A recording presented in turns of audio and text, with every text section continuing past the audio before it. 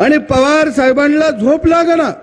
60-70 वर्ष सत्ता भोगली, माणूस शांततेनं झोपला पाहिजे हो. प्रपंचा लेकरांचा आता मी निवांत. पण ही गडी म्हणताय का?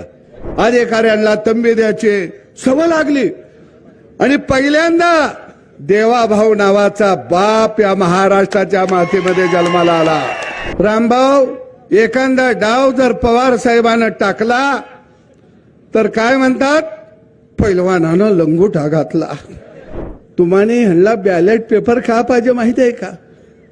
बॅलेट पेपरवर मतदान झालं, पोलिंग बूथवर टप्पा हीच मारती ती. तुम्ही म्हणणार कस काय, माझ्याकडे इच्छित तार काय. राजेश खन्ना मतदान करतोया आणि त्याला सपोर्ट कोण करताय? राजीव गांधी आणि सोनिया गांधी. आता या मशीनला सपोर्ट करायला येत नाही, बरोबर आहे ना? खटक्यावर बॉट, जाग्यावर पलटी. आणि बॅलेट पेपरवर मतदान झालं की काय होतं, 2-4 मतांना हरायला लागलं की मग 2-4 बॅलेट पेपर तोंडात घालायला येते ती, गिळायला येते ती. आता एवढं मोठं मशीन गिळायचं कसं? बरोबर आहे. काय पेपर फाडायला येते ती, काय खिशात घातलं आणि आपल्या एखाद्यानं ऑब्जेक्शन घेतलं, ह्यानं खिशात घातलं तर गडी पळून जातो या. म्हणून यांना बॅलेट पेपरवर पाहिजे आहे, दुसरं कारण काही नाही. आणि पवार साहेबांना झोप लागना. 60-70 वर्ष सत्ता भोगली, माणूस शांततेनं झोपला पाहिजे हो. का नाही? इथं आता आमचं काका बसलंय, दाढी पिकली या. पिकले का नाही? तुम्ही काय म्हणता? प्रपंचा लेकरांचा आता मी निवांत. पण ही गडी म्हणताय का?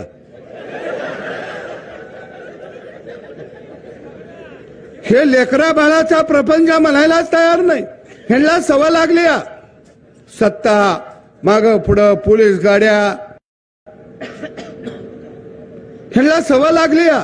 अधिकाऱ्यांना तंबी द्यायचे सवय लागली. आणि पहिल्यांदा देवाभाऊ नावाचा बाप या महाराष्ट्राच्या मातीमध्ये जन्माला आला. नाहीतर तुमच्या लक्षात आलं का, हे कुणाला बोलू देत नाहीत. कोण ह्यांच्या विरोधात बोलला, रामभाऊ तुम्ही आता आलाय मैदानात. आम्ही 40 वर्ष झालं ह्यांच्या समोरच आहे. रामभाऊ, एखादा डाव जर पवार साहेबांना टाकला तर काय म्हणतात, पैलवानानं लंगोटा घातला, पैलवानानं ढाकव घेतलं.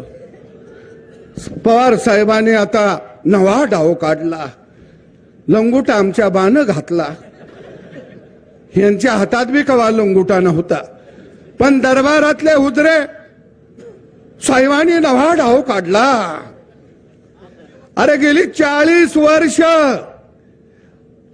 आम्ही यांचा डाव बघत होतो, पण देवाभाऊ नावाचा वस्ताद या महाराष्ट्राच्या मातीत आला आणि बारामतीचा तो पैलवान नव्हता, तो दे भोपळा होता.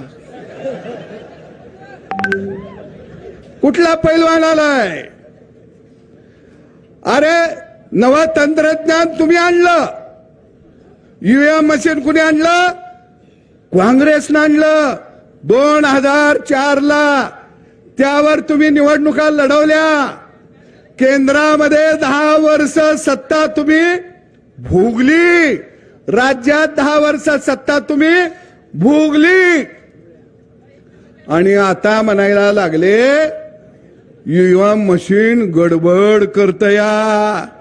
मग तुमची पोरगी निवडून लाखानं आली, तवा ईव्हीएम मशीन चांगलं. रोहित पवार गेल्या वेळी निवडून आलं, ईव्हीएम मशीन चांगलं.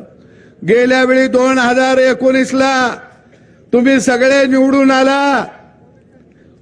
उद्धव ठाकरेला बिचाराला कळलं नाही, ते मातोश्रीतच बसून होतं, त्याला माहीतच नाही बाहेर काय चाललाय खेळ. त्याला दाखवलं गाजार.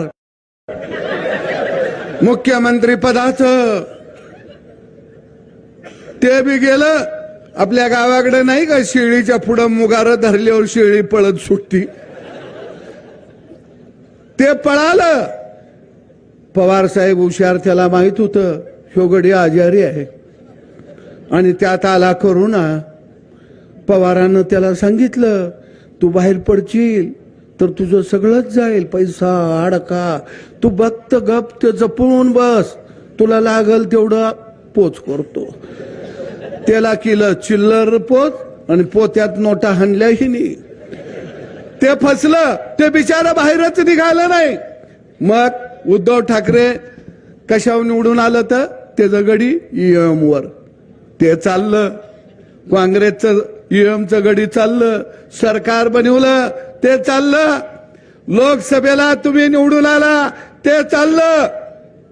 त्यावेळी काय म्हणले, महाराष्ट्रातल्या जनतेनं ठरवलेलं आहे की हे सरकार घालवायचं म्हणून मतं दिली. तेव्हा सुद्धा फेक नेरेटिव्ह तुम्ही पसरला.